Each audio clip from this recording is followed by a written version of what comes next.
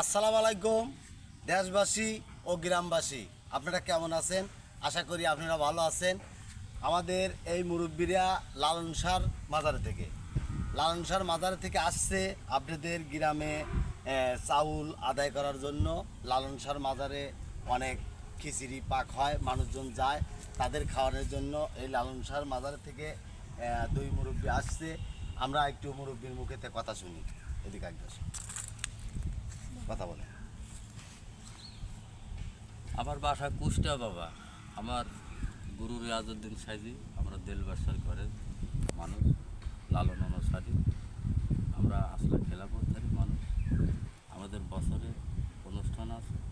আমার নিজেরই 11 খাল ওই দিন আমার খেলাপথ দিবস। ওই দিন বিভিন্ন জায়গার আগল পাগল ভক্তবৃন্দ আশিকের ডাকের আছে, মেলা অনেক লোক আসে। তা আপনাদের গ্রামে বাড়াইছে, আপনারা সবাই এই লালনসার মাজারে এই মুরব্বীকে দেখিয়া সবাই চাউল টাকা পয়সা যা পারেন আপনারা দিবেন। আপনাদের এইটা অনুরোধ রইল। আর ভিডিওটা বেশি বেশি করে শেয়ার করে দিবেন, যাতে এই লালনসার মাজারে আমাদের গ্রামে থেকে অনেক লোক যাতে এই লালনসার মাজারে যায়। আপনারা সব ভালো থাকেন। আসসালামু আলাইকুম ওয়া রাহমাতুল্লাহ।